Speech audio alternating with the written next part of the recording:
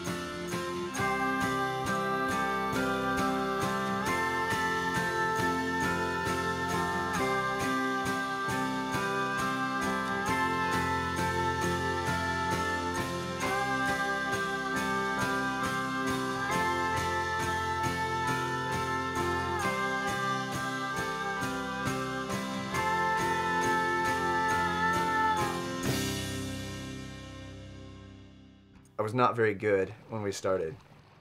We did our very first time trial, though I'd been working out really hard. I was so far behind everyone else. I put in a lot of extra hours when I first started, and especially the Christmas break of my freshman year, I worked out really hard, about 5 days a week, just really working on the indoor rowing machines that we call ergs, short for ergometer, putting in a lot of meters, lifting weights hard, and I gained about between 10 and 15 pounds of muscle, and I just started picking people off one by one. On our first time trial, I was the slowest by like a huge margin. And the second time we did time trials, I picked off 2 or 3 guys. By the third time that we did a time trial, I was like the second or third fastest lightweight, and from that point on, nobody was catching me on the lightweight side. And I just continued to get faster and stronger, and continued to work on improving my on-the-water skills, and fortunately was able to keep improving through my senior year. When I first met Jamie, I had just joined the team second semester of my freshman year. I spoke to him about 3 or 4 times before I actually saw him at the crew house for the first time. And I had no idea up to that point that he was blind. I lost my sight due to an eye disease called retinitis pigmentosa, and it actually manifests itself in different ways in different people, but in my case what it did was take my vision from the periphery inward. So when I was born, I was actually legally blind, but it wasn't because my vision wasn't clear or because I was myopic or anything. It was because I had such a small field. When I was young, my field was probably something about the size of a dinner plate. But as I've gotten older, that field has continued to decrease in size. So now I have a visual field with a circumference that's approximately the size of a needle hole in a piece of paper. Probably the best description I've heard of that is trying to look at an elephant from 6 inches away.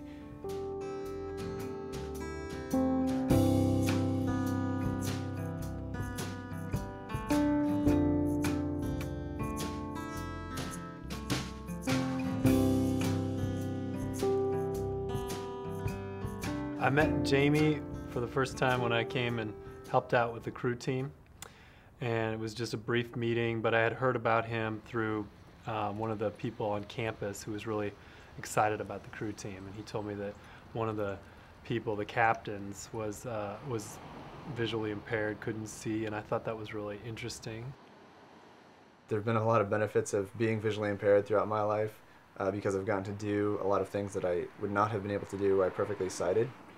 For example, rowing with the national team. You know, I'm not quite big and strong enough to be on the men's Olympic 8, but I am big and strong enough to compete for a seat on the Paralympic team, and so I got to travel to the World Championships last year in England as part of that. One of the things he asked me to help him with was a particular way that the Paralympic coach wanted him to row, and it was hard for him to kind of see what form his coach was talking about, especially since the way you're supposed to figure out how you're doing is by looking at the screen of your rowing machine and seeing how the power curve looks, and he obviously can't do that.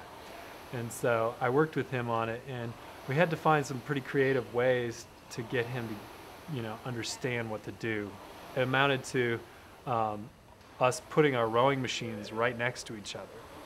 And so we're rowing side by side.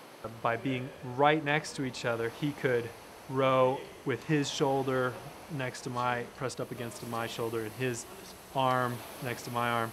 And that worked pretty well, but the thing that ultimately helped him have a breakthrough in that style of rowing was we actually rowed the same rowing machine. So we put actually 3 rowing machines together, and we used the slides on the 2 adjacent ones, and then we used the chain and handle of the middle one. So we were actually rowing on the same handle. And by physically rowing the same handle, he started getting his power curves the way they were supposed to be. And that's made a significant improvement once he gets on the water, because his style then matches the other 3 people in the boat. And that was what the coach was trying to get him to do. There was a lot about Worlds that was stressful and intense.